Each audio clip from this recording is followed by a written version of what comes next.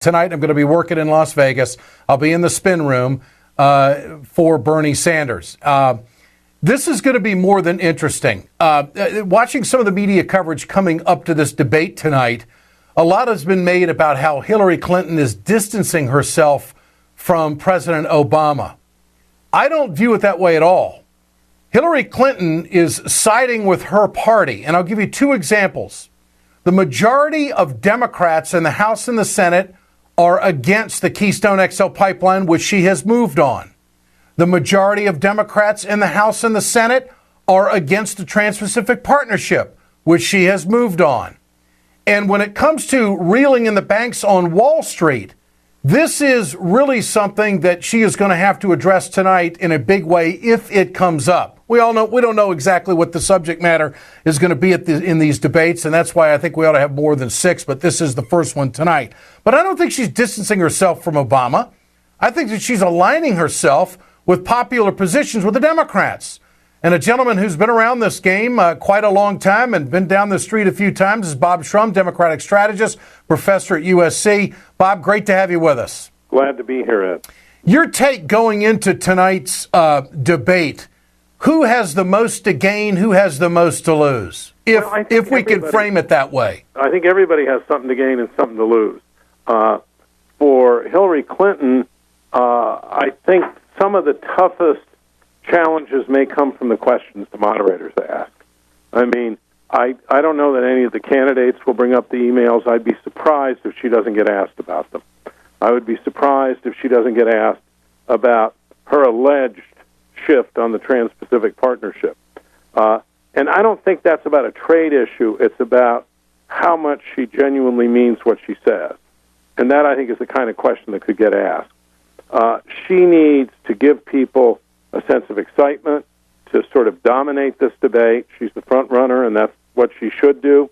Bernie Sanders, very good debater, has the potential to do very well here.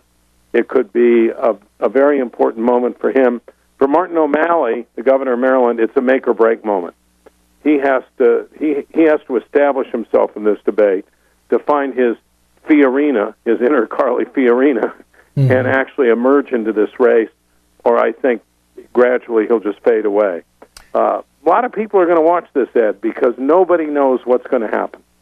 Well, it's not going to have the theater, I don't think, that the Republican debate has, all the barbs and all the showmanship that has taken place. I think there's going to be some real serious subject matter, and I think a lot of it, Bob, might have to do with our current news cycle right now. A lot of things unfolding in Syria, which the American people are starting to pay more attention to, and our security around the world, which the president addressed on Sunday night on a 60 Minutes interview, says we're safer now than we've ever been. So you never know. It depends upon how the questions come up. I want to go back to your comment just a moment ago.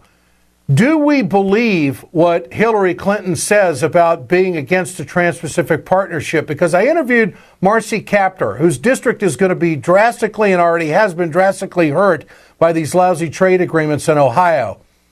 She felt that Hillary left some room, some wiggle room, that wasn't unequivocal the way other candidates, especially Bernie Sanders, has been on the TPP. Could that really be a problem for Clinton tonight?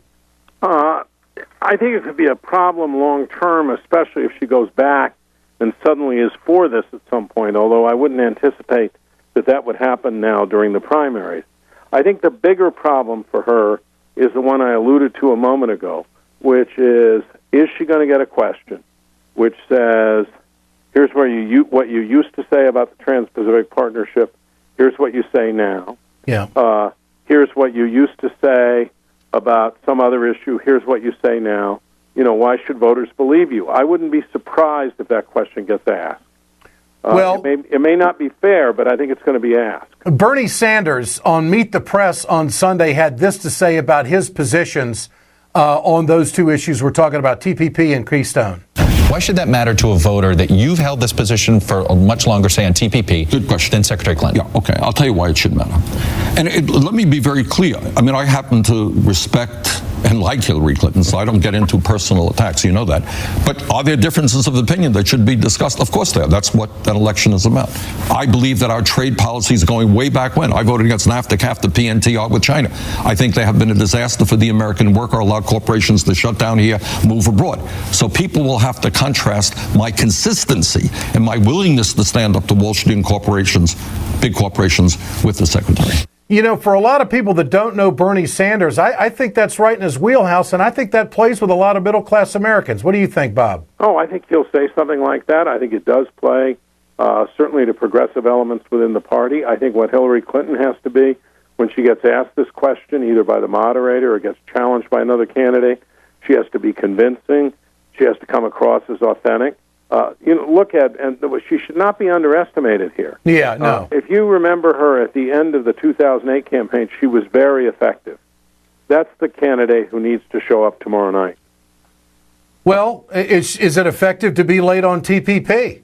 Is it effective to be late on Keystone? I mean, that's, you know. Let me put in a word of defense for her here. Okay, sure. She was Secretary of State. She was in charge of reviewing the Keystone process. She was Secretary of State. The administration was negotiating an as yet unfinished trade agreement. She could not possibly take a position against either without resigning as Secretary of State, which I don't think would have been good for the country, don't think would have been good for her, and don't think she should have been expected to do. I think she made a mistake early on in her campaign, in this campaign, the beginning of the campaign, when she didn't just take a position on Keystone and take a position on the Trans-Pacific Partnership. There's no reason why she couldn't have done that in May. But to think she could have done it from the very beginning when she was in office in the Obama administration, I think is not fair. There's a lot of folks out there, Bob, that think that she had to remove these two issues before the debate because it would have, obviously, because the majority of people in her party are against these two issues. Yeah, I think she made the decision that she had to do exactly that. Okay. That being said, I remember in 2008, or it might have been 2007, when the question about immigration came up, and Hillary didn't have an answer that was strong enough, and she was strongly criticized for it. It was kind of a downward spiral after that, about a driver's license in New York. I'm sure you remember that. I do. Tim Russert asked that question.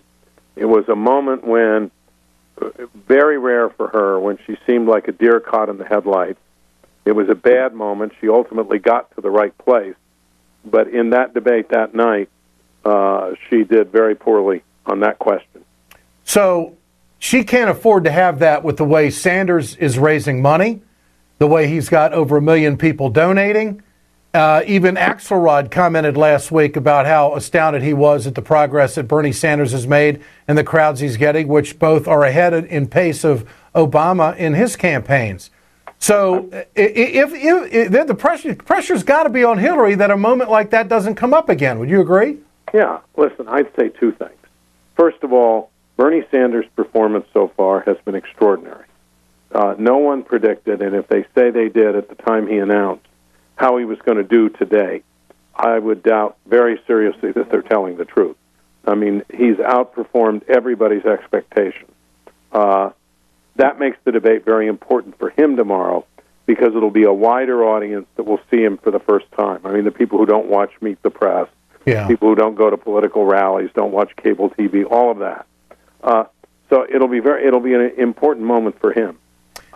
It'll also be an important moment for her because she's the presumed front runner. She is leading in the polls, sometimes by a bigger or a lesser margin, but she really has to command that stage. Now, there's one other thing. You and I keep talking about Sanders and Clinton.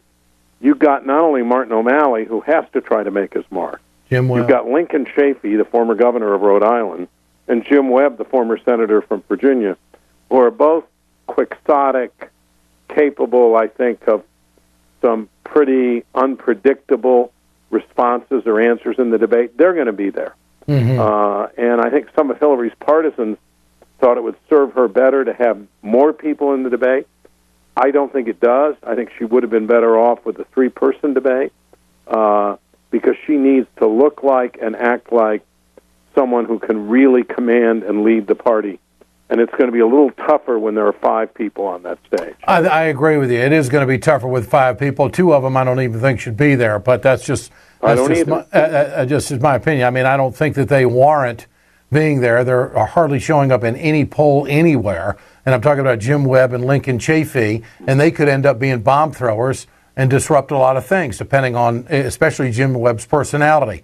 Now, I do want to bring this up. Bernie Sanders has been criticized for not going into detail on the campaign trail. His stump speeches are, solid. He's very convincing. You know who the guy is. What you see is what you get. He's been consistent all along. But I've read a lot about how in the Q&A sessions, he doesn't do a lot of that. How detailed does Sanders have to get tonight? Because there's going to be a lot of Americans that have never seen him or never paid attention to him, and now we're going to be exposed to him. And what's this guy all about? What do you think? Well, if he gets asked a specific question about policy, he needs to answer it. He needs to demonstrate mastery of the policy. That doesn't mean he should leave his thematic framework, which has been so successful for him. I think he can do that. I think he's very talented. I think he could do very well in this debate. His command of policy is pretty prodigious. I mean, my firm, I should disclose, worked for him many years ago, although I didn't do the work my partner Tad Devine did, and Tad is now his chief strategist. But this guy is capable. He knows what he's talking about, and he's capable of a very high level of performance. All right. Bob Shrum, always a pleasure. Great to visit with you. Thanks so much. Okay. Thanks, Ed. Bye. You bet. Democratic Strategist, professor at USC, Bob Shrum.